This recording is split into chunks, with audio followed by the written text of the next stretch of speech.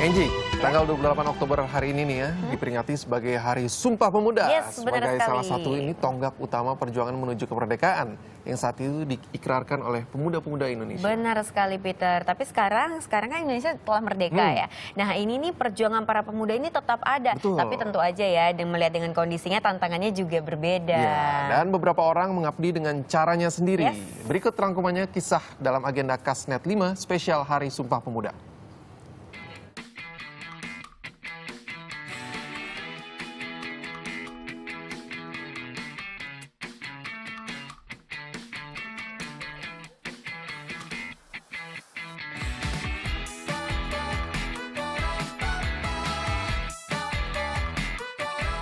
Selamat pagi, saya Kamila Andini, saya seorang sutradara. Halo, nama saya Igede Siman Sudartawa, salah satu perenang Indonesia. Hai, nama saya Ahmad Fauji, umur saya 29 tahun.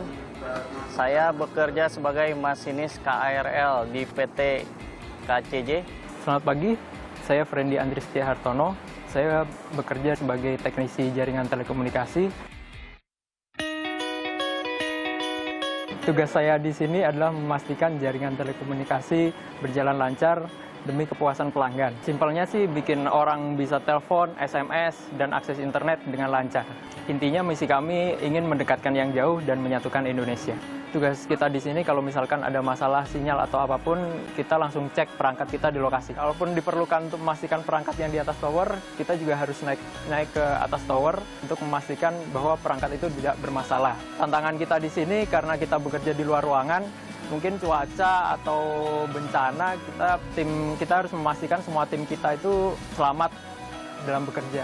Dukanya kalau kerjaan itu bisa datang sewaktu-waktu, misalkan tengah malam kita harus ke lokasi, kita juga harus berangkat, ataupun pagi hari kita juga harus berangkat, dan itu bisa jadi kita harus naik dengan keadaan cuaca yang jelek.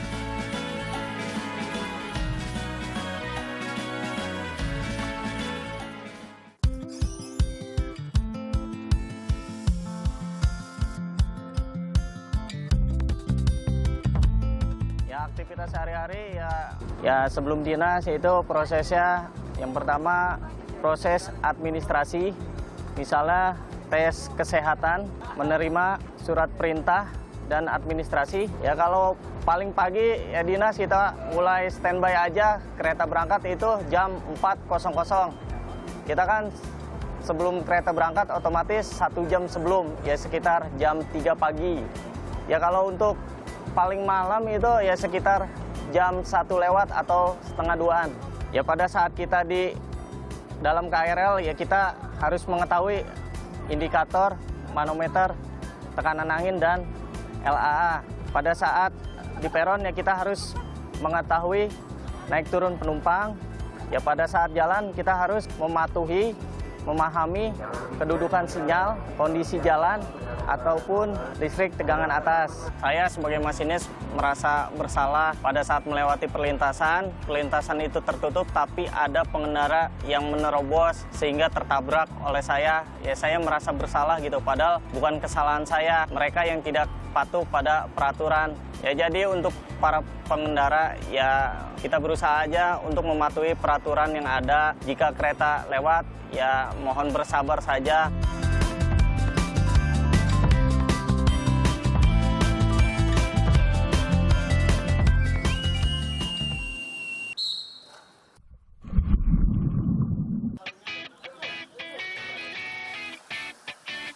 Jadi aktivitas aku sehari-hari dalam 1 minggu itu dari Senin kita bangun pagi sekitar jam 5.25, berangkat ke kolam, mulai latihan itu jam 6 sampai jam 8.30.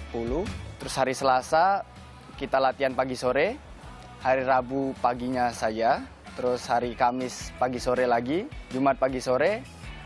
Untuk hari Sabtu itu pagi, sorenya libur, dan hari Minggu aku datang ke kolam sendiri, nambah berenang sama dryland sendiri. Mendekati pertandingan itu untuk jaraknya atau volumenya itu turun, intensitasnya yang naik, jadi lebih diperbanyak dalam race pace, passing, jadi untuk start, pembalikan, sama finishnya diperbanyak karena itu poin-poin penting dalam pertandingan. Prestasinya Dari tahun 2011 4 emas SEA Games.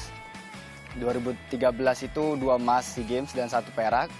Untuk 2015 itu 3 perak SEA Games. Tantangannya pasti bertemu banyak orang dan banyak saingan juga di dunia renang karena banyak perenang-perenang baru yang muncul dari tiap daerah atau negara. Terus untuk suka dukanya ya pasti waktu bergaul sama teman-teman, misalkan waktu dulu di SMA, SMP itu kurang karena seluruh waktu aku dihabiskan untuk latihan. Sukanya ya bisa bertanding ke negara orang, terus bisa mengibarkan bendera merah putih di negara orang. Iya, makanya. Tapi balik suka duka itu saya... Karya pertama saya itu film panjang berjudul The Mirror Never Lies di tahun 2011. Waktu itu saya umur 24 tahun. Film tersebut sudah diputar di lebih dari 30 festival. Dan sampai sekarang juga masih diputar di beberapa festival. Lalu 2015 kemarin saya membuat film pendek berjudul Sendiri Diana Sendiri dengan Babi Buta Film. Dan sekarang saya sedang mempersiapkan film panjang kedua saya berjudul The Seen and Unseen. Sutradara tugasnya ngapain aja? Sebenarnya banyak ya. Film itu kan sebenarnya sebuah karya si sutradara gitu. Jadi tugas terbesar dia adalah sebenarnya mendesain secara utuh film ini akan seperti apa, bicara tentang apa, dengan treatment seperti apa, dan juga memimpin semua elemen kreatif dalam film tersebut. Saya sendiri bikin film-film yang bisa dibilang film alternatif gitu. Jadi banyak juga film yang memang saya produksi sendiri gitu. Jadi memang di Indonesia sutradara nggak bisa cuma jadi sutradara gitu. Terkadang dia juga memang harus memikirkan produksi. Kalau syuting yang jelas pasti harus direct pemain. Tugas dia kemudian di lokasi adalah mendirect adegan tersebut gitu supaya bisa deliver dengan baik gitu. Karena saya punya passion yang sangat besar gitu dengan Indonesia, dengan alamnya, dan punya concern yang besar juga gitu tentang masa depan negara kita juga gitu. Itu sih kenapa suka banget memotret sosiologi lingkungan di suatu daerah gitu. Tantangannya jelas kesempatan membuat film itu tidak banyak gitu, terutama film-film jenis yang saya buat gitu, yang memang film itu kan tidak hanya tentang entertainment ya, itu bukan cuma sekedar hiburan, tapi itu juga gagasan gitu.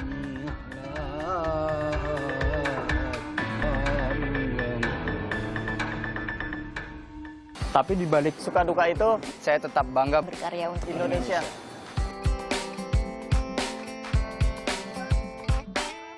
Sumpah Pemuda, kami putra dan putri Indonesia mengaku bertumpah darah satu tanah air Indonesia.